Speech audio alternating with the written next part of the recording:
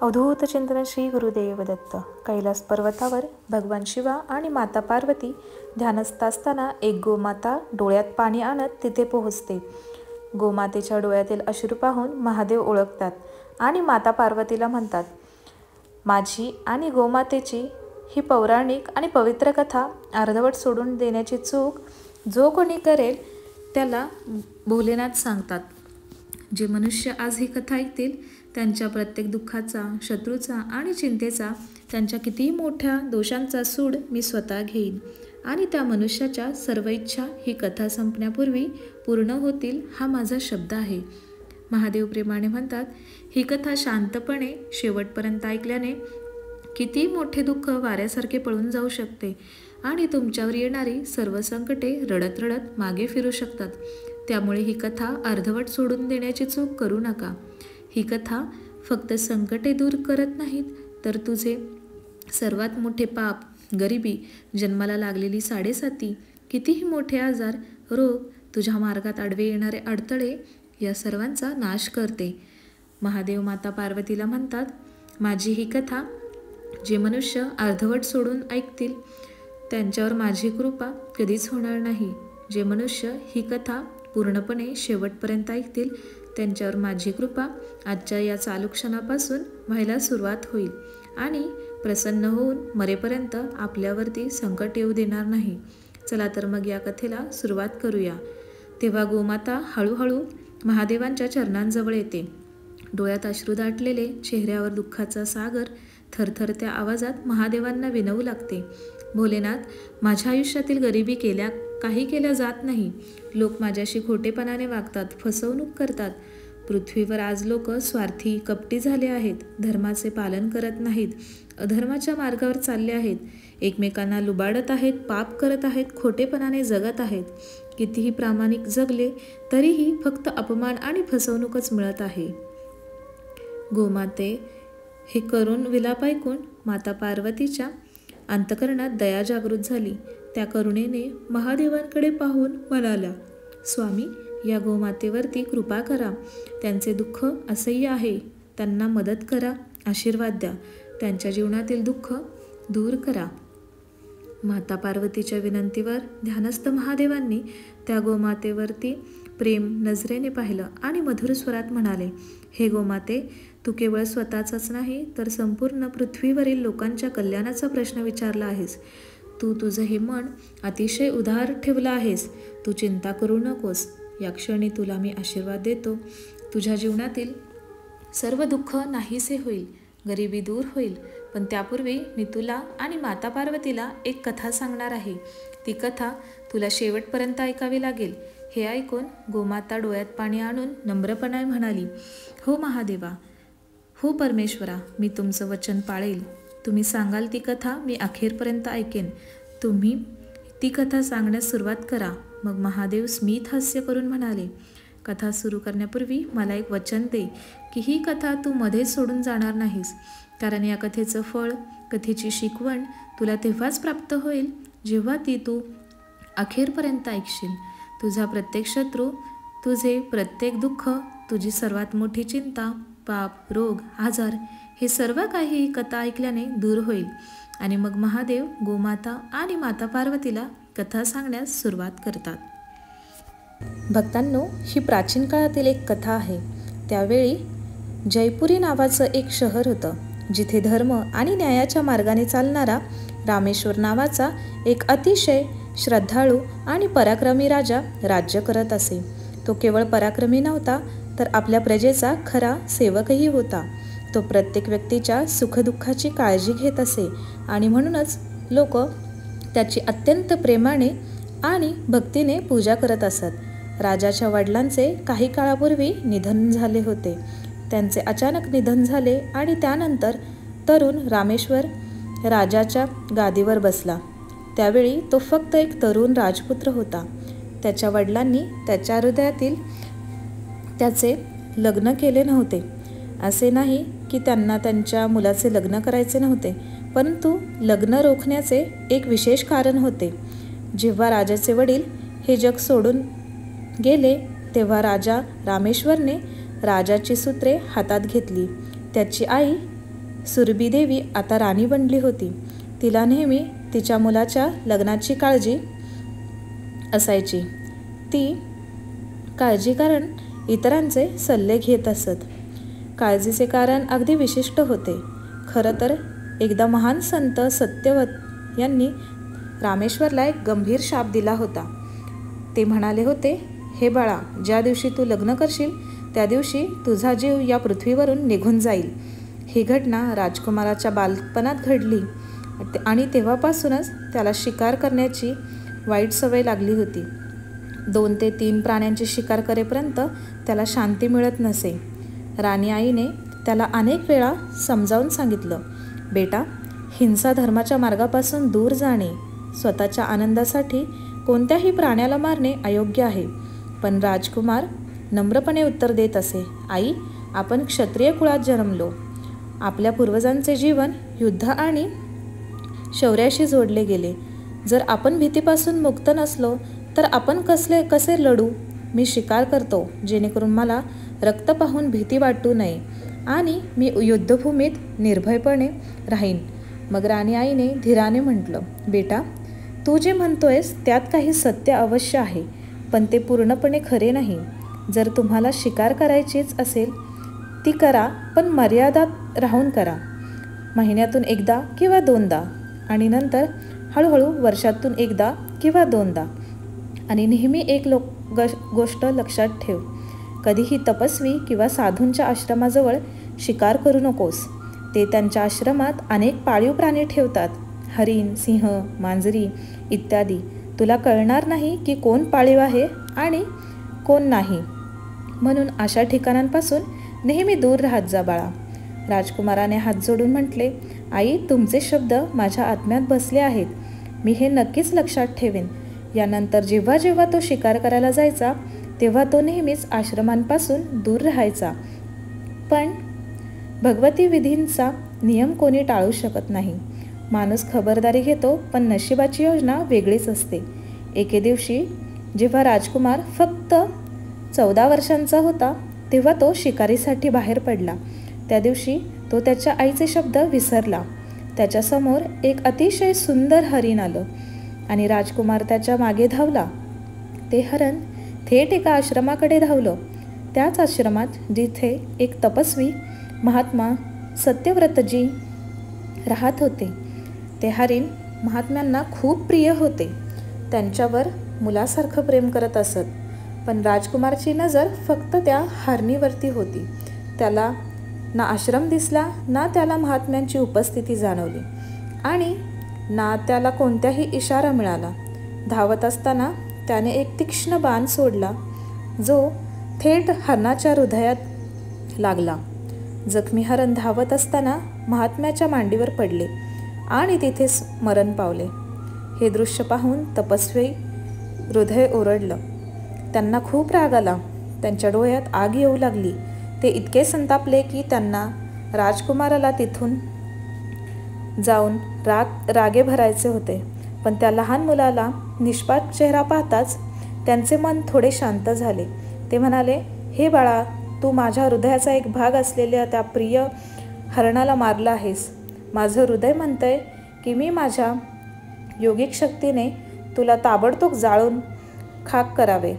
पण तुझे बालपण पाहून माझी करुणा जागी झाली आहे. पण याचा अर्थ असा घेऊ नकोस की तू माझ्या शापापासून वाचशील. आणि मग महात्म्यांच्या मुखातून तो भयंकर शाप बाहेर पडला. हे राजकुमार, ज्या मुलीशी तू लग्न करशील त्याच दिवशी तू तिला तुझी जीवनसाथी बनवशील, त्याच दिवशी तुझे जीवन या पृथ्वीवरून निघून जाईल. जणू त्यांच्या डोळ्यात अग्नीच्या ज्वाळा निघत होत्या. जणू त्यांच्या तपस्वी शक्तीतून क्रोधाची आग बाहेर पडत होती.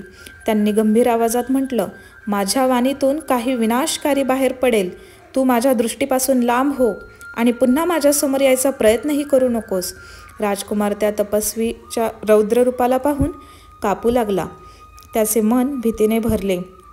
तो त्याच क्षणी मागे वळाला आणि थरथरत्या त्या पायांनी परत मागे जाऊ लागला. वाटेत त्याला थरथरत राहिला आणि त्याचे मन त्याच्या आईचे शब्द वारंवार आठवत राहिले. बेटा, कोणत्याही तपस्वी किंवा संताच्या आश्रमाजवळ कधीही शिकार करू नकोस. आता शाप लागू झाला होता आणि तपस्वीच्या म्हणण्यानुसार जर राजकुमार लग्न करेल तर त्याच दिवशी मृत्यू निश्चित होईल. असा विचार करून त्याचे हृदय तुटले. तो जड अंतकरणाने आणि आत्म्याला हरवलेल्या अवस्थेत राजवाड्यात परतला. राजवाड्यात पोहोचल्यानंतर त्याच्या पालकांनी त्याच्या चेहऱ्यावर खोल दुःख आणि वेदना पाहिल्या तेव्हा ते प्रेमाने म्हटले, बेटा, काय झालं? तू इतका दुःखी आणि व्यथित का दिसत आहेस? करुणेने भरलेल्या राजकुमाराने त्याच्या पालकांना संपूर्ण घटना सविस्तर सांगितली. जेव्हा राजाला कळलं की हा तोच महान तपस्वी सत्यव्रत आहे तेव्हा तो गंभीर झाला. त्याला माहिती होतं की संत खूप आक्रमक स्वभावाचे असतात आणि त्यांच्यासमोर काहीही बोलणे कठीण.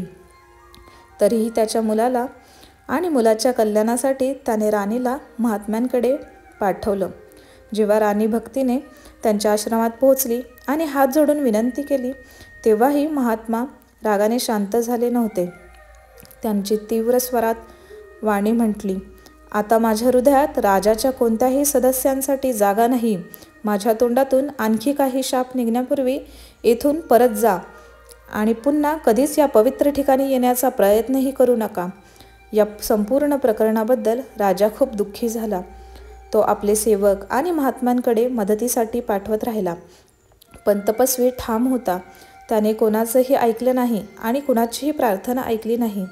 राजा चिंता, क्रोध आणि मनाच्या वेदनांनी हळूहळू तुटू लागला. शेवटी तो आजारी पडला आणि अगदी अल्पवयातच त्याने आपले शरीर सोडले.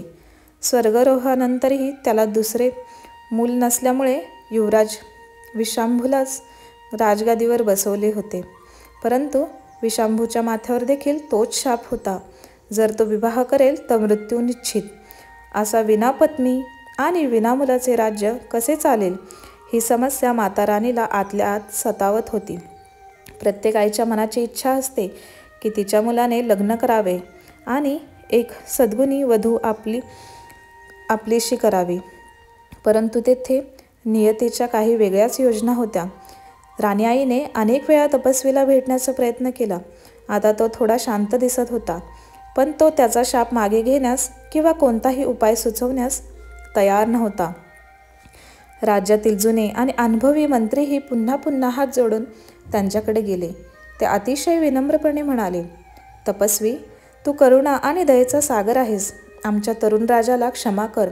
जेव्हा हा गुन्हा घडला तेव्हा तो फक्त एक लहान मूल होता. त्याने अज्ञानामुळे हे केलं. कृपया मला या कठोर शिक्षेपासून मुक्त होण्याचा काही मार्ग सांगा. पण महात्मा ध्यानात मग्न होते. ते आपल्या शब्दांवर ठाम राहिले.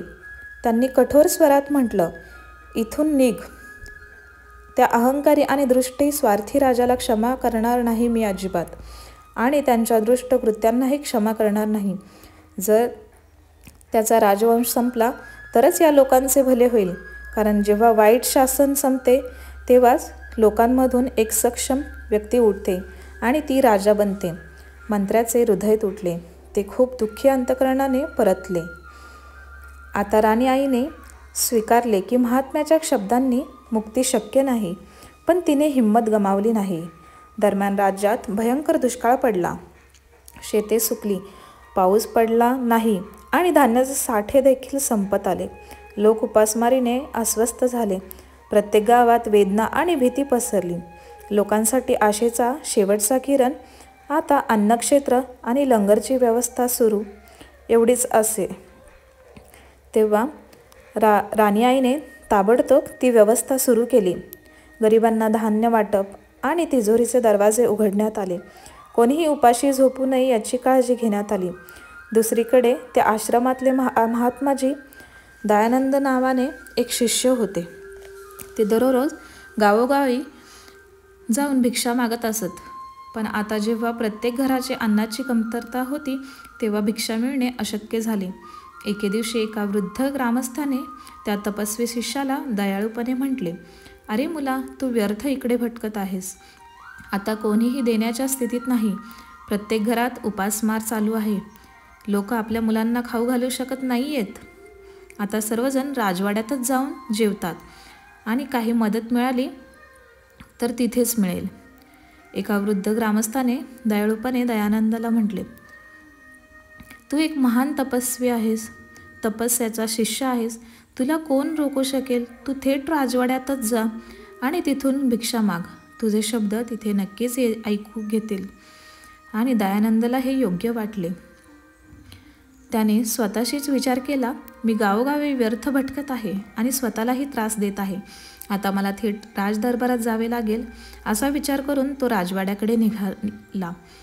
जेव्हा तो राजवाड्यात पोहोचला तेव्हा राजमाता दरबारात उपस्थित होती.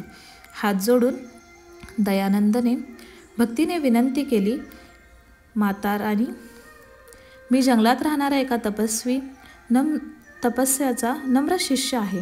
मी तुमच्याकडून भिक्षा मागण्यासाठी आलो आहे. हे ऐकता राजमातेच्या चेहऱ्यावर एक दिव्य तेज दिसून आलं. जणू काही तिच्या हृदयात काही पवित्र स्मृती जागून आल्या.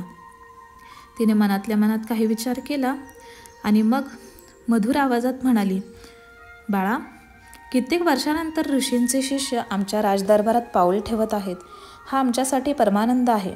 मी तुला जे हवं आहे ते नक्की देईन, परंतु तू पहिला माझी एक उत्सुकता शांत कर. हे ऐकून शिष्याने होकार देऊन मान हलवली.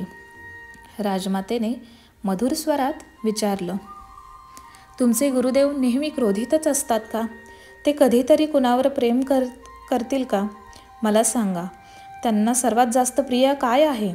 दयानंदने विनम्रपणे उत्तर दिलं, आई, माझे गुरुदेव महात्मा खूप दयाळू आहेत, पण जेव्हा ते एखाद्यावर रागवतात तेव्हा ते क्षमा करत नाहीत. त्यांच्याशी त्यांचा विरोध आहे. त्यांच्या उपस्थितीनेही त्यांना त्रास होऊ शकतो. जरी एखादा शिष्य चुकतो तेव्हा ते त्याला थेट आश्रमातून बाहेर काढतात.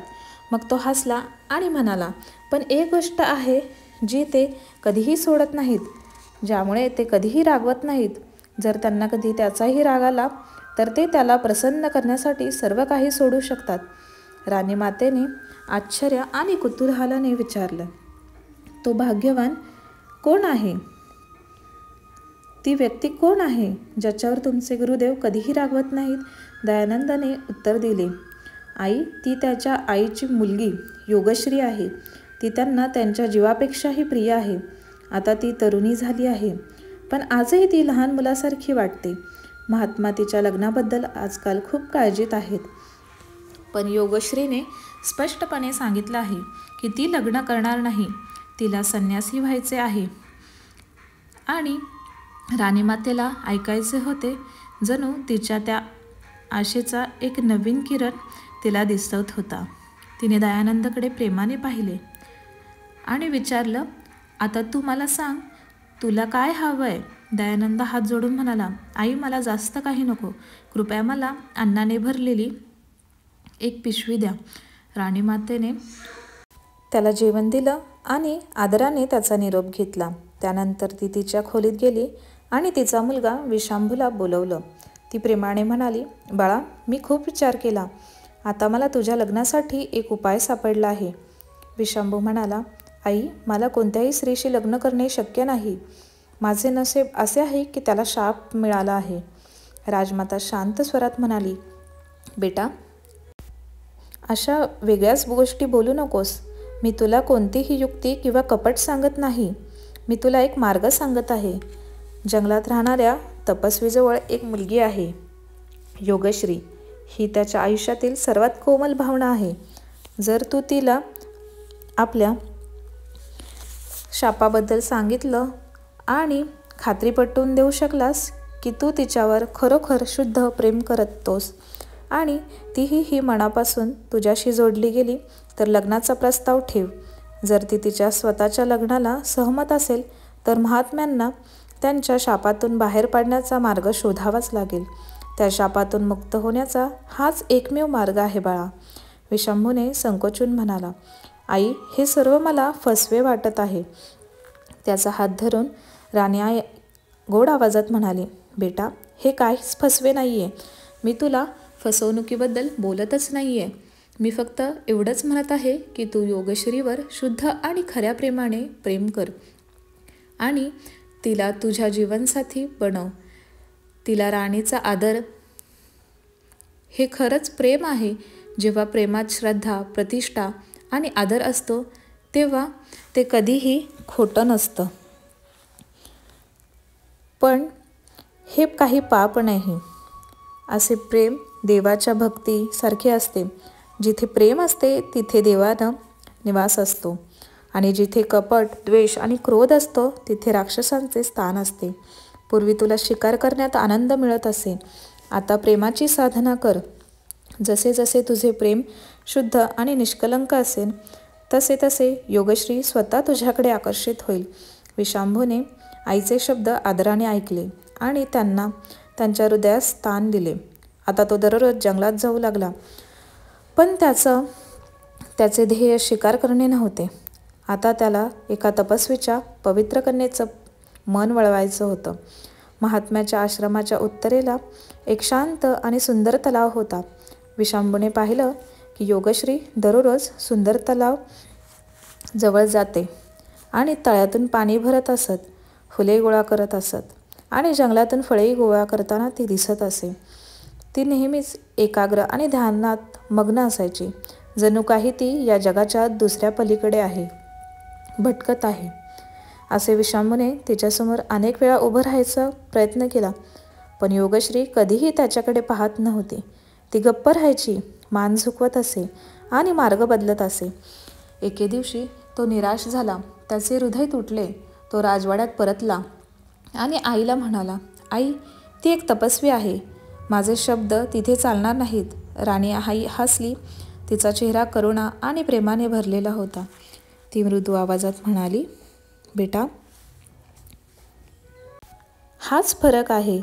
तुला अजून प्रेमाची खरी भावना समजली नाही. जे खरे प्रेमी आहेत ते दगडातही देव पाहू शकतात. प्रेमाला वेळ लागतो. मुला, ज्याप्रमाणे पीक एका दिवसात उगवत नाही, त्याप्रमाणे फुलं एका रात्रीत उगवत नाहीत, तसेच खरे प्रेम देखील हळूहळू फुलते. तुला अनेक महिने कदाचित प्रयत्न करावे लागतील किंवा अनेक वर्षही लागतील, पण ज्या दिवशी ती मुलगी तुझी पत्नी होईल तेव्हा तुला असे पुण्य मिळेल जे हजारो यज्ञांपेक्षा श्रेष्ठ असेल.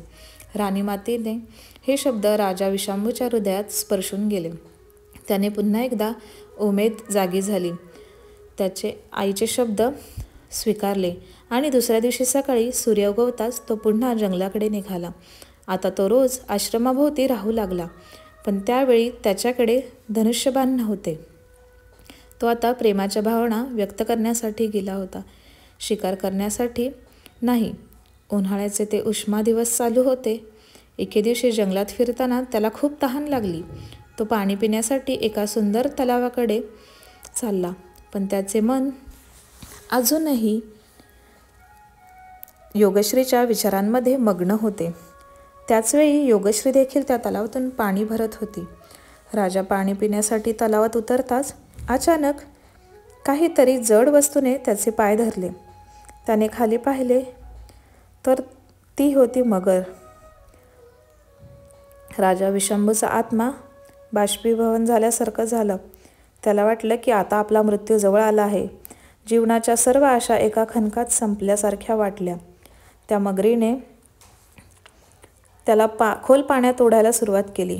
मग योगायोगाने योगश्रीची नजर त्याच्यावर पडली आणि तिला दिसलं की काही जलचर प्राणी एका तरुणाला बुडवणार आहेत. तिने क्षणभरही विलंब केला नाही आणि तिने मोठ्या आवाजात हाक मारली, हे जलचर, या राजाला सोडून दे. हे जर तुला खूप भूक लागली असेल तर मला खा, पण या तरुणाला गिळू नकोस. जर हा राजा मेला तर माझ्या वडिलांची तपश्चर्या कलंकित होईल. त्याच्या आयुष्याचा शेवट माझ्या वडिलांची कीर्ती कलंकित करेल. जणू काही मगरीने योगश्रीचा आवाज ऐकत होती. ती शांत झाली आणि काही क्षणातच त्या मगरीने राजाला सोडून दिलं आणि स्वतः ती खोल पाण्यात गेली. राजा कसा तरी किनाऱ्यावर गेला. त्याचे शरीर थरथर कापत होते. त्याचा घसा कोरडा पडला होता. तो थरथरत्या आवाजात म्हणाला, हे देवी, तू माझ्यावर उपकार केले आहेस, माझा जीव वाचवला आहेस, आणि तू यावेळेस जर नसतीस तर माझे काय झाले असते. यावेळी नसती तर माझा मृत्यूच निश्चित होता. संकटाच्या वेळी तू माझा जीव वाचवला आहेस. कृपया मला सांग, मी उपकाराची परतफेड कशी करू? योगश्री शांत आवाजात म्हणाली, राजन, यात काही विशेष नाही, काहीच उपकार नाही. हे खऱ्या मानवाचे कर्तव्य आहे. संकटात असलेल्या प्राण्याला मदत करणे मानव जीवन सेवेसाठी दिले जाते. हे माझे महान कृत्य, माझे कर्तव्य होते. ते तू एक उपकार मानलेस. हे तुझे महान तत्व आहे. भीतीमुळे तू आत्तापर्यंत पाणीही पिऊ शकला नसशील. चल, मी तुला पाणी प्यायला देते. आधी तुझे मन शांत कर आणि शांतपणे पाणी पी. योगश्रीने राजाला प्रेमाने पाणी दिले. पूर्वी राजाला वाटायचं की योगश्री तिच्या सौंदर्याचा अभिमान असेल आणि म्हणूनच ती कोणाकडेही पाहत नव्हती. पण आज त्याला जाणवलं की ती केवळ सुंदरच नाही, तर त्याच्यापेक्षाही मनाने निर्मळ, कोमल आणि विनम्र आहे. तिच्यामध्ये अहंकाराची जराही सावली नव्हती. तिने जे केलं त्याचं श्रेय देखील तिने घेतलं नाही. योगश्री म्हणाली, राजन, आता तू शांत दिसत आहेस. तू तुझ्या मार्गावर पुढे जा. तिने पाण्याने भरलेली घागर उचलली आणि चालू लागली आणि राजा जाताना तिच्याकडे पाहतच राहिला. आता त्याच्या मनात निश्चय आणखी दृढ झाला. योगश्रीच माझी जीवनसाथी बनेल. फक्त तेच वाक्य त्याच्या मनात घुमत राहिलं. तो राजवाड्यात परतला आणि त्याच्या आईला संपूर्ण घटना सांगितली. राणी आई हसली आणि म्हणाली, बेटा, आता तू तुझ्या ध्येयाच्या खूप जवळ आहेस. तुझे प्रयत्न चालू ठेव. दुसऱ्या दिवशी राजा पुन्हा त्या सरोवराच्या जवळ पोहोचला. त्यावेळी योगश्री तिथे स्नान करत होती. राजा त्या दिवशीच्या दृश्यात एवढा हरवला की त्याच्या लक्षातच नाही राहिलं की कोणत्याही स्त्रीच्या स्नान करण्याच्या वेळेस तिच्याकडे पाहणे म्हणजे पाप आहे. तो फक्त तिला एकटक पाहत राहिला. योगश्रीने हे पाहिलं आणि ती लगेच गंभीर झाली. ती म्हणाली, राजन, तुला माहीत असायला हवं की जिथे महिला स्नान करतात तिथे पुरुषांना प्रवेश करण्यास मनाई आहे. स्नान करणाऱ्या महिलांकडे पाहणे अत्यंत अनुचित पाप आहे. तू एका राजाचा राजा आहेस. प्रजेच्या कल्याणाची जबाबदारी तुझ्या खांद्यावर आहे. कृपया हे ठिकाण सोडून जा. राजाला त्याच्या चुकीची खोलवर पश्चाताप झाला. तो योगश्रीची माफी मागू लागला. तसेच परत आला, पण त्या क्षणाची प्रतिमा त्याच्या हृदयात घर करून राहिली. आता तो रोज योगश्रीच्या स्नानाच्या वेळी येत असे, तिला गुप्तपणे पाहत असे आणि नंतर परत येत असे. 2 आठवडे गेले. योगश्री हे सर्व पाहत होती, पण राजा दुरून गुप्तपणे तिला पाहत असल्याची काहीही बोलू शकत नव्हती. आता तिला स्पष्टपणे कळलं होतं की राजा रोज गुप्तपणे तिला आंघोळ करताना पाहत आहे. एके दिवशी जेव्हा राजा तलावाजवळील झाडीत लपला होता, तेव्हा त्याला योगश्रीचा मोठा आणि खोल आवाज ऐकू आला. राजा, एक क्षण थांब. हे शक्य आहे की तू या राजाचा शासक असशील, पण तुझ्याही काही मर्यादा आहेत. मग तू रोज माझ्या मर्यादा का मोडतोस? तू रोज लपून मला का पाहतोस? राजा विषंबूने लगेच हात सोडले. तो अतिशय सभ्य स्वरात म्हणाला, देवी, तू मला ओळखले. मी या राजाचा शासक विषांबूच आहे. खरं सांगायचं तर मी तुझ्या प्रेमात पडलो आहे. माझं हृदय आता माझ्या नियंत्रणात नाही. माझी पावले आपोआप तुझ्याकडे वळतात. तुझ्या दर्शनाशिवाय माझं आयुष्य आता अपूर्ण वाटतं. मी इच्छितो की माझे जीवनसाथी तूच बनावीस. तुझ्याशीच मी विवाह करायचा असं मला वाटतं. योगश्रीने शांत पण गंभीर आवाजात उत्तर दिलं, राजन, तू तर खूप मोठा मोह पाळला आहेस. तू एक सम्राट आहेस. तुला कोणत्याही राज्यकन्येशी विवाह करायला हवा. कारण राजाने सौम्य हास्यात उत्तर दिलं, देवी, ज्याला आपलं हृदय आपलं मानतं ते आमच्यासाठी योग्य आणि सन्माननीय असतं. कोणतीही स्त्री स्वर्गातून खाली येत नाही.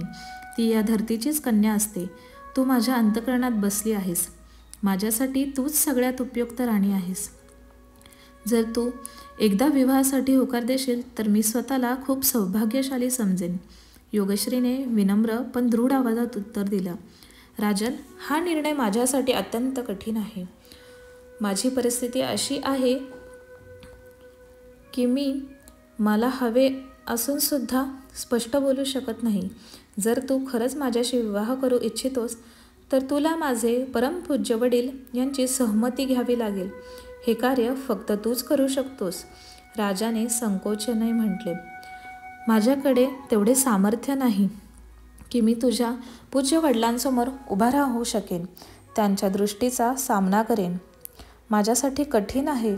तेव्हा योगश्रीने दृढ आवाजात म्हटलं, राजन, कोणतीही कन्या स्वतः आपला विवाह तिच्या वडिलांसमोर प्रस्ताव ठेवणार नाही. हे कार्य तिच्या भावी वरांनाच करायचे असते. या प्रकारे हे कर्तव्य देखील तुझंच आहे.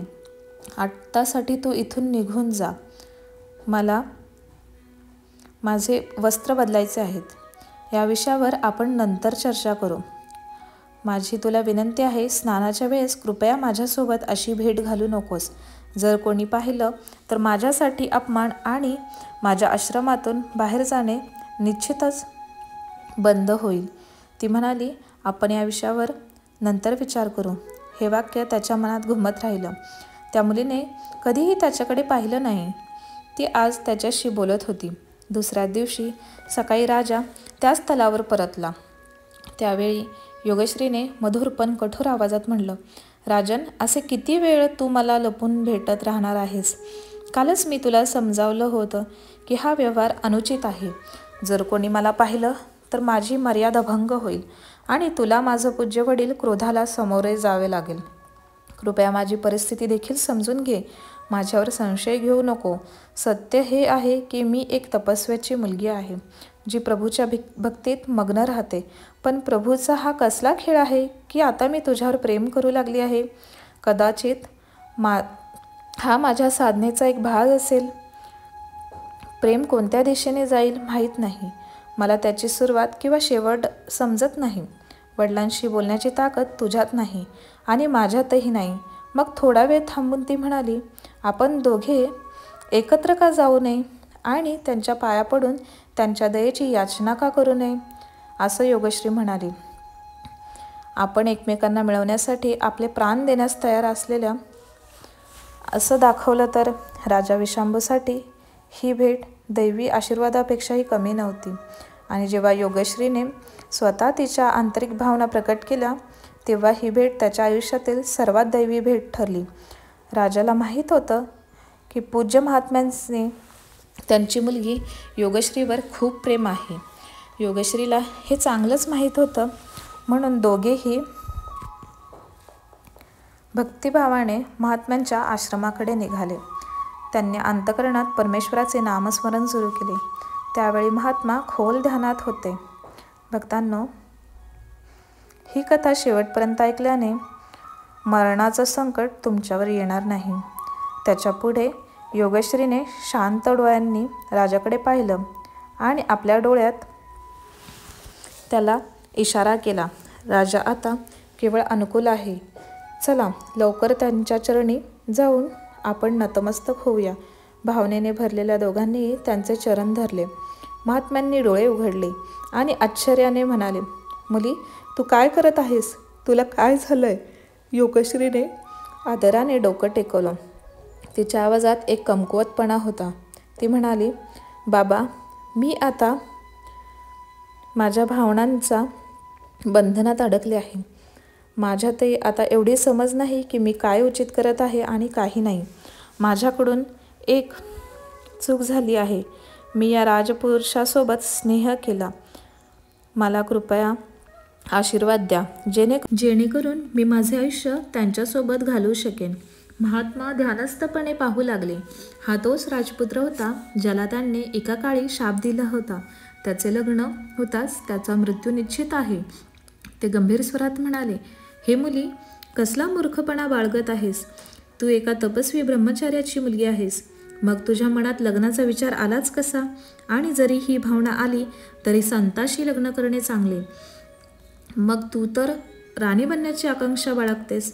योगश्रीने अतिशय शांत आणि स्थिर स्वरात उत्तर दिलं, बाबा, तुम्ही सर्वज्ञ आहात. मग तुम्ही असा प्रश्न का विचारताय? तुम्हाला माहीत नाही का की एकदा कोणी एखाद्याच्या हृदयात स्थान निर्माण केलं की ते सहजासहजी जात नाही.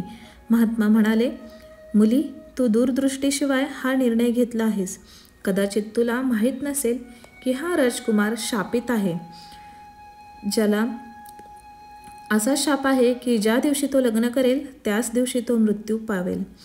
आणि योगश्री म्हणाली, बाबा हा कसला शाप आहे, कुणी दिला? तेव्हा महात्मा म्हणाले, हा शाप मी स्वतः त्याला दिला आहे. आणि योगश्रीचे डोळे भरून आले. तिचा आवाज थरथरला. बाबा, जेव्हा तुम्ही असा शाप दिलात तेव्हा मी देखील वचन देते की या राजकुमाराशी लग्न करेन तर मीच करेन. जर माझा नवरा लग्नानंतर लगेच मरण पावला तर मला सती होण्याचं सौभाग्य मिळेल. महात्मा चिंताग्रस्त झाले. ते म्हणाले, मुली, तू हे काय म्हणत आहेस? असे वेडे विचार मनात आणू नकोस. योगश्री दुःखी स्वरात म्हणाली, बाबा, मी आधीच वेडेपणा केला आहे. मी प्रेमात पडले आहे. आता माझ्या हृदयात स्नेह कोणीही काढू शकत नाही. माझ्यासाठी हे अशक्य आहे. मी माझ्यावर निर्णयावर ठाम आहे. आता मी मागे हटू शकत नाही. जर देवाने माझ्या नशिबात लिहिलेलं असेल की मी लग्नानंतर सती व्हायचे तर ते मी भक्तीने स्वीकारेन. तुमची तपश्चर्या इतकी शक्तिशाली आहे की तुम्ही नशिबाच्या रेषाही बदलू शकता. तुम्हाला हवे असेल तर तुम्ही सर्व काही बदलू शकता. पण जर तुम्हाला वाटत असेल की मी आनंदी राहू नये तर मला माझ्या हालावर सोडून द्या. महात्मांनी माहीत होतं की त्यांची मुलगी सुरुवातीपासूनच दृढ निश्चयी आहे. जेव्हा ती एखाद्या गोष्टीवर ठाम राहते तेव्हा ती पूर्ण करते, नाही तर ती शांत बसत नाही. त्यांनी एक दीर्घ श्वास घेतला आणि गंभीर स्वरात म्हणाले, मुली, जर ही तुझी अट असेल आणि इच्छा असेल तर मी ती नाकारणार नाही. तू या राजाशी जीवनसाथी नक्कीच बनवू शकतेस. तू राणी बनू शकतेस. पण एक अट आहे, तुम्ही दोघांनी कधीही अग्नीच्या फेऱ्या घेऊ नये, कारण त्या फेऱ्या शापाचे मूळ आहेत. जर राजाला जिवंत राहायचे असेल आणि तुमचे वैवाहिक जीवन सुखी हवे असेल तर हे बंधन बिना अग्निफेऱ्यांचेच मानायला हवे. मग त्यांनी आशीर्वाद देत म्हटलं, मी आता तुम्हाला पती-पत्नीच्या रूपात आशीर्वाद देतो. ज्या देवाच्या कृपेने आनंदी जीवनात आनंद भरा.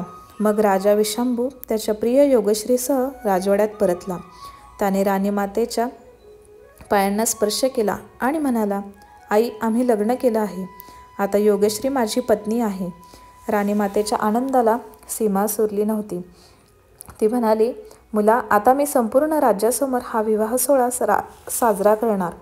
तेव्हा योगश्रीने हात जोडत त्यांना विनम्र स्वरात म्हणाली, माते, हे आत्तासुद्धा या शापामध्ये बंद आहेत. पूर्ण विधी पद्धतीने विवाह केला जाऊ शकत नाही.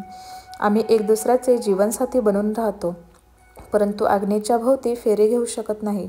संपूर्ण समस्या त्या फेऱ्यांमध्येच लपलेली आहे. राजमातेने प्रेम आणि श्रद्धेच्या स्वरात म्हटलं, मग अग्नीचे फेरे घेणे आवश्यक नाही आहे. आपण हा विवाह भक्तिभावना आणि श्रद्धेने देखील पूर्ण करू शकतो. तिने राजा विशांबू आणि योगश्रीचा विवाह सोहळा अग्निप्रदर्शन न करता केवळ शुद्ध भावना आणि साधुकतेने पार पाडला. मंत्राच्या शुद्ध ध्वनीने, देवांचे स्मरण करून आणि हृदयाच्या शुद्धतेने हे लग्न अत्यंत पवित्र झाले. अशा प्रकारे राजा विशांबू आपल्या पत्नी योगश्रीसोबत शांत आणि आनंदी जीवन जगू लागला. काळ त्याच्या गतीने वाहत राहिला. एके दिवशी राणी योगश्रीने एका मुलाला जन्म दिला, जो तेजस्वी, देखणा आणि अतिशय शांत स्वभावाचा होता. त्याचा चेहरा तेजस्वी होता आणि त्याचं बोलणं सभ्य होतं. राजाने त्याचे नाव आदराने ठेवले होते धर्मेश्वर.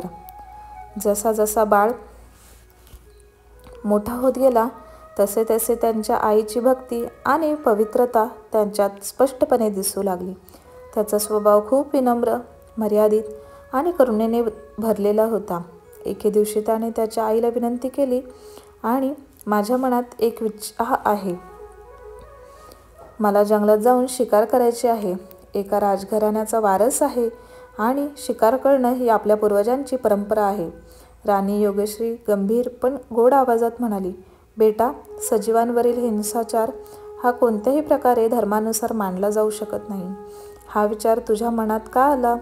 तू प्रत्येक सजीवात देवाचा अंश पहा. मी स्वतः एका तपस्वीची मुलगी आहे. मी फक्त तुझ्या वडिलांच्या इच्छेमुळे राणी झाली आहे. मला कधीही सिंहासनाची ची इच्छा नव्हती. मी या राजवाड्यात प्रवेश केल्यापासून स्वयंपाकघरात मांस शिजवलेले नाही, कोणत्याही प्राण्याला मारण्यात आलेले नाही किंवा कोणत्याही गुन्हेगारांना मृत्युदंड देण्यात आलेला नाही. तुझ्या वडिलांनी माझ्या प्रत्येक विचाराचा सन्मान केला. तू देखील या मर्यादा आत्मसात कर. तेव्हा राजा विशंभूने स्नेहाने म्हटले, प्रियपुत्र, संन्यासी बनायला जात नाही आहे. एक दिवस त्याला राजाची पूर्ण जबाबदारी उचलावी लागेल. एका राजाच्या जीवनात युद्ध, निर्णय आणि बलिदान यासारखं कठीण क्षण येतातच. युद्ध केवळ अहिंसेने जिंकली जात नाहीत. म्हणून प्राचीन काळापासून राजपुत्रांना शिकारीद्वारे धैर्य आणि धाडस शिकवले जाते. म्हणून कृपया त्याला अडवू नकोस. राणीने राजाच्या भावनांना समजलं आणि शांत राहून अनुमती दिली. आता रामेश्वर प्रतिदिन जंगलात शिकारीसाठी जायला लागला, परंतु त्याचे हृदय अजूनही करुणा आणि संयमाने भरलेले असे. एक दिवस तो अत्यंत सुंदर हरणीचा पाठलाग करत करत दक्षिण दिशेत एका रहस्यमय आणि अनोळखी जंगलात पोहोचला. एक असे जंगल जिथे आजवर कोणीच शिकारीसाठी गेलं नव्हतं. हे जंगल त्याच राजाचा एक भाग होता, परंतु फार कमी लोकांना त्याबद्दल माहीत होतं. रामेश्वर राजाचा प्रदेश आहे असे समजून त्या भागात शिरला. पण आज जाताच अचानक हरीण त्याच्या नजरेने आलं. त्याने खूप प्रयत्न केले. तो अनेक दिशेने धावला आणि झाडांच्या मागे पाहिलं, पण त्याला हरिणी कुठेही सापडली नाही. पण त्यावेळी त्याला दुःख झाले नाही, कारण ते जंगल खूप दिव्य, शुद्ध आणि रमणीय होतं. सर्व दिशांना हिरवळ होती, रंगीबिरंगी फळांनी भरलेली झाडे होती. वातावरण फुलांच्या सुगंधाने भरलेलं होतं. जणू काही ती एक स्वर्गीय भूमी आहे. पण राजकुमारासाठी हे ठिकाण नवीन होतं. आता संध्याकाळ झाली होती. त्याला परत यायचं होतं, पण असं वाटत होतं की सगळे रस्ते गायब झाले आहेत. तो जिकडे पाहत होता तिकडे मार्ग अदृश्य झाले होते. दिशा आता त्याला गोंधळात टाकत होत्या. तो भरकटत असताना रात्र झाली. तो थकून आणि दुःखी होऊन झाडाखाली बसला. भीती आणि निराशेमुळे त्याच्या डोळ्यात अश्रू वाहू लागली. त्याच क्षणी एक दिव्य आभास असलेली मुलगी तिथे आली. तिच्या चेहऱ्यावर मंद हास्य होते. तिचा आवाज खूप मऊ होता. ती म्हणाली, हे राजकुमारा, धीर धरा, घाबरू नका. मी स्वतः गेल्या 5 वर्षापासून या जंगलातून बाहेर पडण्याचा प्रयत्न करत आहे, पण आजपर्यंत यशस्वी झाले नाही. पूर्वी मी एकटी होते, पण आज तुम्ही माझ्यासोबत आहात, त्यामुळे माझ्या हृदयाला शांती मिळाली आहे. इथे जवळच माझा कुटी आहे, तिथे तुम्ही विश्रांती करा. राजकुमार रामेश्वर मन भीतीने भरले होते. तो कापत्या आवाजात बोलू लागला, मला माहीत नाही तू कोण आहेस. हे शक्य आहे की तू काही जादूची शक्ती आहेस, एखादे जादूगार आहेस ज्याने मला या रहस्यमय जंगलात अडकवले आहे. मी तुझ्यासोबत राहू शकत नाही. तेव्हा त्या दिव्य सुंदर मुलीने अतिशय शांत, गोड आणि मृदू आवाजात उत्तर दिले, हे राजकुमार, मी कोणीही मायावी शक्ती नाही किंवा मी जादूगारही नाही. मी तर एक पीडित आत्मा आहे, जी माझ्या स्वतःच्या सुखांमुळे या शापित जंगलात कैद झाली आहे. माझे नाव आहे राजनंदिनी. मी विराटनगराच्या सम्राट वीर प्रभूंची मुलगी आहे. मला तुमचे अहित इच्छा नाही, कारण तुमच्या कष्टाने मला काहीच लाभणार नाही. माझा उद्धार तेव्हा शक्य आहे जेव्हा तुमचे कल्याण होईल. मुलगी पुढे म्हणाली, हे जंगल आता एका शापाच्या प्रभावाखाली बांधले गेले आहे. जो कोणी त्यात प्रवेश करेल तो बाहेर येऊ शकत नाही. हे सर्व माझ्या एका चुकीचे वाईट परिणाम आहेत. मी इथे वर्षानुवर्ष कैद आहे आणि आता तुम्हीही या माझ्या छावणीत आले आहेत. चला, आपण आता इथेच माझ्या कुटीत जाऊया. तुम्हाला सर्व काही मी सविस्तर सांगेन. आता विश्वास ठेवा की या जन्मात तुम्ही किंवा मी या जंगलातून बाहेर पडू शकणार नाही. म्हणून आता आपल्याला हे आयुष्य एकमेकांचा आधार म्हणून घालवावे लागेल. जर तुम्हाला माझा सहवास आवडत नसेल तर तुम्ही जाऊ शकता, आणि आवडत असेल तर तुम्ही माझ्याशी विवाह देखील करू शकता. तरी ते तुमच्या इच्छेवर अवलंबून आहे. जर दुसऱ्या एखाद्या मुलीने तुमच्या हृदयात स्थान घेतले असेल तर आता ती मुलगी तुम्हाला या जन्मात नाही भेटू शकत. या जंगलात माझ्या व्यतिरिक्त अजून कोणतीही स्त्री नाही आणि मलाही कोणीही दुसरे मिळाले नाही. राजकुमार रामेश्वर आता रहस्यमय जंगलात एकटा बेघर होता. त्याच्याकडे दुसरा कोणताच मार्ग नव्हता. तो भक्तिभावाने देवाचे नामस्मरण करत करत त्या राजकुमारीसोबत राहू लागला. राजनंदिनीने त्याला प्रेमाने फळं दिली आणि जवळच्या तलावातून स्वच्छ पाणी आणून प्यायला दिलं. दोघेही रात्री एकाच खोटीत राहिले. विश्रांती घेऊन झाली. राजनंदिनीने अतिशय शांत आणि भावनिक आवाजात तिची जीवनकथा सांगितली. 5 वर्षापूर्वी मी फक्त 15 वर्षाची होते. एके दिवशी मी फक्त फिरायला जाण्यासाठी या सुंदर जंगलात आले होते, पण मला हे ठिकाण इतकं आवडलं की मी 1 महिना इथेच राहण्याचा निर्णय घेतला आणि इथेच माझी कुटी लावली. त्यावेळी मी खूप गर्विष्ठ, रागीट आणि अत्यंत चिडचिडी होते. मला थोडासाही गोंधळ सहन होत नव्हता. माझ्यासोबत एक सैनिक आणि काही नोकर होते. रात्री मी विश्रांतीसाठी जायचे तेव्हा जंगलातील प्राण्यांचे आवाज मला त्रास देत असत. एका रात्री रागाच्या भरात मी एक आदेश दिला. सूर्योदयापूर्वी सर्व प्राण्यांना या जंगलातून हाकलून लावावे. माझ्या सैनिकांनी माझ्या आज्ञेचे पालन केले आणि संपूर्ण जंगल शांत झाले. पण दुसऱ्या रात्री जेव्हा मी झोपायला गेले तेव्हा मला ऋषीमुनींच्या भजनांचे आणि कीर्तनांचे मधुर आवाज ऐकू आले. आता माझा अहंकार आणि राग आणखी वाढला. मी भजन गाणाऱ्या त्या तपस्व्यांना जंगलातून हाकलून लावण्याचा आदेश दिला. माझ्या आदेशानुसार सैनिकांनी त्या तपस्व्यांना जबरदस्तीने हाकलून लावले आणि त्यांचं आश्रम उद्ध्वस्त केलं. पण ते सामान्य संत नव्हते, ते सिद्धपुरुष होते. त्यांनी मला पाहिलं आणि मला शाप दिला. जर तुला हे जंगल इतकं आवडलं तर तू इथे आता स्थायिक हो. तुझे संपूर्ण आयुष्य या जंगलात मार्ग शोधण्यात जाईल, पण तू कधीही या जंगलातून बाहेर पडू शकणार नाहीस. हा शाप त्यांच्या तोंडातून निघताच सर्व सैनिक घाबरून पळून गेले आणि मी एकटीच इथे राहिले. आज 5 वर्षे उलटून गेली आहेत आणि आता मला माझ्या अहंकाराचा खूप पश्चाताप होत आहे. मी विचार करते की मी त्या संतांकडून हा शाप का स्वीकारला. ही माझी सर्वात मोठी चूक होती. आता माझा स्वभाव पूर्णपणे बदलला आहे. मी आता पूर्वीसारखी राहिलेली नाही. मग ती थोडा वेळ थांबली आणि म्हणाली, तुम्ही अजून माझे नाव विचारले नाहीत. मी राजनंदिनी आहे, विराटनगराच्या सम्राट वीर प्रभूंची मुलगी आहे. रामेश्वरने आदराने उत्तर दिले, देवी, माझे नाव रामेश्वर आहे. मी जयपुरी राजाचा विशांभू यांचा मुलगा आहे. माझी आई एका तपस्वी कुळातील कन्या आहे. त्यांनी मला जंगलात जाऊन शिकार करण्यापासून रोखण्याचा प्रयत्न केला होता, पण वडिलांनी परवानगी दिली आणि आज मी इथे बळी म्हणून आहे. पण खरं सांगू का, तुझा सहवास मला अपार शांती देत आहे. तुझे दर्शन माझ्या हृदयाला प्रिय झाले आहे.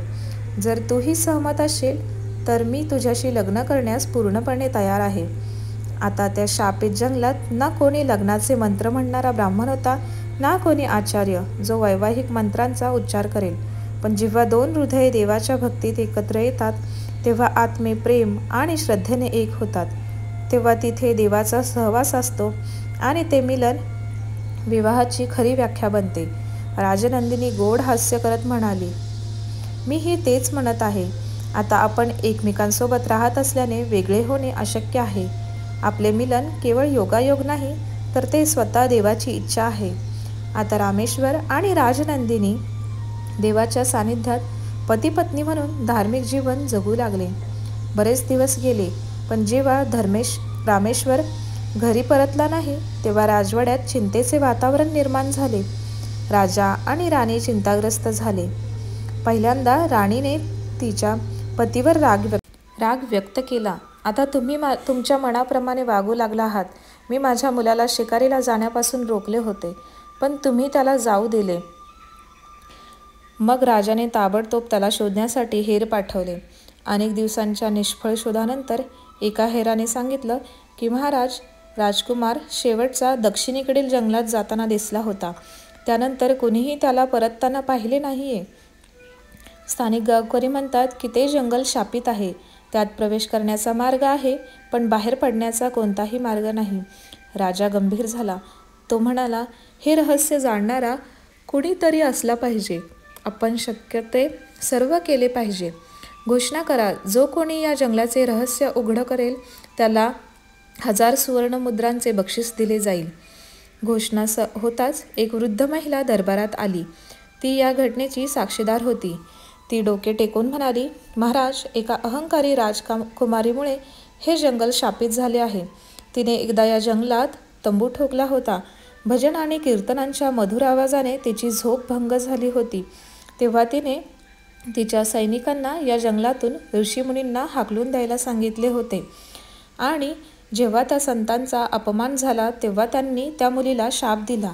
जिला हे जंगल खूप आवडते ती आता कायमची इथेच राहील. तिचे संपूर्ण आयुष्य या जंगलात मार्ग शोधण्यात जाईल, पण ती कधीच बाहेर पडू शकणार नाही. आता त्या राजकन्येशिवाय फक्त तुमचा मुलगा त्या जंगलात गेला आहे. जर तुम्ही त्या संतांकडून क्षमा मागितली तर राजकुमाराची सुटका होण्याची शक्यता आहे. राजाने ताबडतोब त्या संताचा शोध घेण्याचा आदेश दिला. जेव्हा संत त्याला भेटले तेव्हा राजाने त्यांच्यासमोर संपूर्ण शरीराने नतमस्तक होऊन शुद्ध अंतकरणाने क्षमा मागितली. संत सुरुवातीला शांत राहिले, परंतु अखेर त्यांच्या आवाजात करुणा निर्माण झाली. ते म्हणाले, राजा, आता मी त्या वनाला शापातून मुक्त करत आहे. तुमचा मुलगा आता नम्र झाला आहे आणि तुम्हाला फक्त एक मुलगाच नाही तर एक सून देखील मिळाली, जी आता तपश्चर्या आणि पश्चात्तापामुळे नम्र झाली आहे. त्या राजकुमाराने आता आपला अहंकार सोडून त्याच राजकुमारीशी लग्न केले आहे.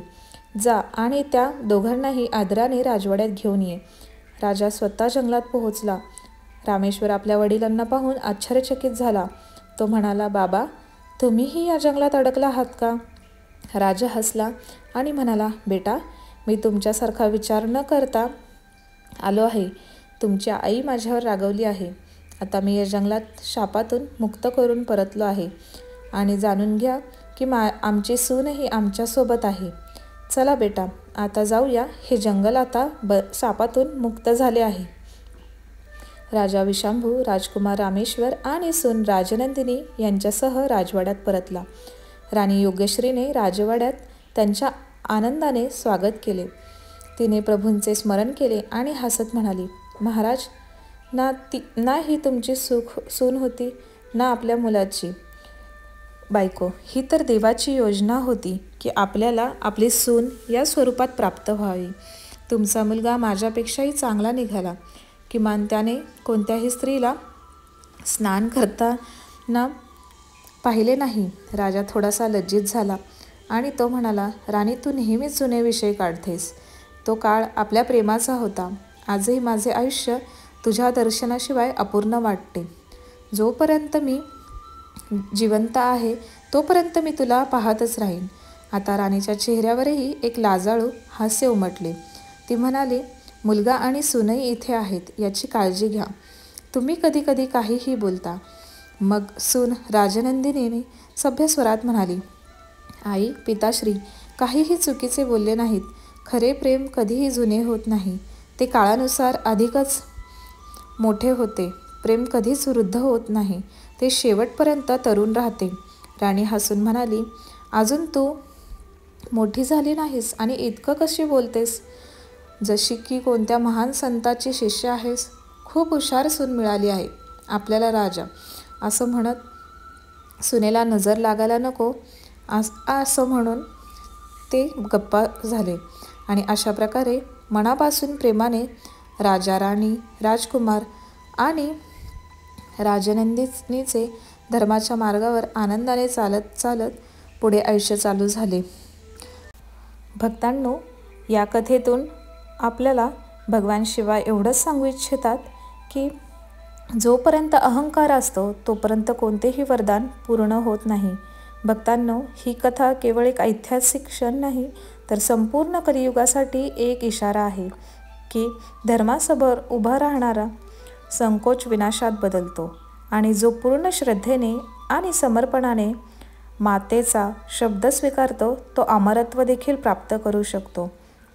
प्रिय प्रेक्षकांनो, यातून भगवान शिवा आपल्याला सांगू इच्छितात की आपण आपला क्रोध, संयम या गोष्टी जर व्यवस्थित ठेवल्या तर आयुष्यात कोणतीही चूक, पाप हे आपल्याकडून होणार नाही.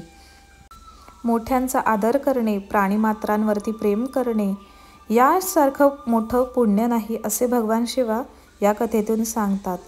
ही कथा ऐकल्यावरती गोमातेच्या डोळ्यात अश्रू आले. गोमाता म्हणाली, भगवान खरंच या पृथ्वीवर हा संदेश देणं खूप महत्त्वाचं आहे. आजकाल लोक श्रद्धेच्या नावाखाली पशुहत्या करतायत, एकमेकांशी खोटं बोलतायत. पण तुम्ही या कथेतून व्यवस्थित सांगून दिलं, भक्ती, आदर आणि प्राणीमात्रांवर प्रेम यासारखं दुसरं पुण्य नाही. जो आईचं ऐकतो त्याचं कल्याण होतं. जो मोठ्यांना आदर देतो त्यांना नेहमीच चांगले आशीर्वाद भेटतात. कोणत्याही पापात त्यांची वाटणी होत नाही. आणि या पद्धतीने भगवान शिवांनी आपल्या सगळ्यांना छान संदेश दिला आहे. तुम्हाला ही कथा आवडली असल्यास नक्कीच लाईक, शेअर आणि कमेंट करा. भगवान शिवांचा आशीर्वाद मिळण्यासाठी ओम नमः शिवाय असं कमेंटमध्ये टाईप करा. कोणत्याही प्रकारचे भक्ती रिलेटेड तुमचे अनुभव असतील तर शेअर करण्यासाठी नक्कीच कमेंट करा आणि आपल्या भक्तिमय चॅनलला सबस्क्राईब करा. धन्यवाद. ओम नमः शिवाय. श्री स्वामी समर्थ.